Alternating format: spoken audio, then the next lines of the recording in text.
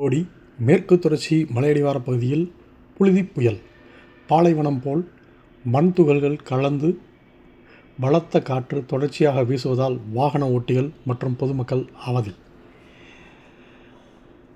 மேற்கு தொடர்ச்சி மலைப்பகுதியில் தென்மேற்கு பருவமழை துவங்கி தீவிரமடைந்து வருகின்ற நிலையில் தேனி மாவட்டம் போடி மேற்கு தொடர்ச்சி மலையடிவார பகுதியான தர்மத்துப்பட்டி, சிலமலை, சிலமரத்துப்பட்டி, ராசிங்காபுரம், பொட்டிப்புறம் உள்ளிட்ட பகுதிகளில் பலத்த சூறைக்காற்று வீசி வருகிறது. போடியிலிருந்து தேவாரம் செல்லும் சாலையில் இந்த சூறைக்காற்று மண் துகள்களோடு கலந்து புழுதி புயலை ஏற்படுத்தியுள்ளது.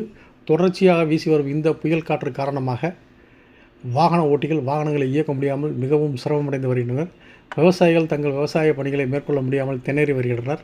இந்த புழுதி புயல் காரணமாக மண் நிறம் காவி நிறத்தில் இந்த பகுதி முழுவதும் சூழப்பட்டு பாலைவனம் போல் காட்சியளித்து வருகிறது.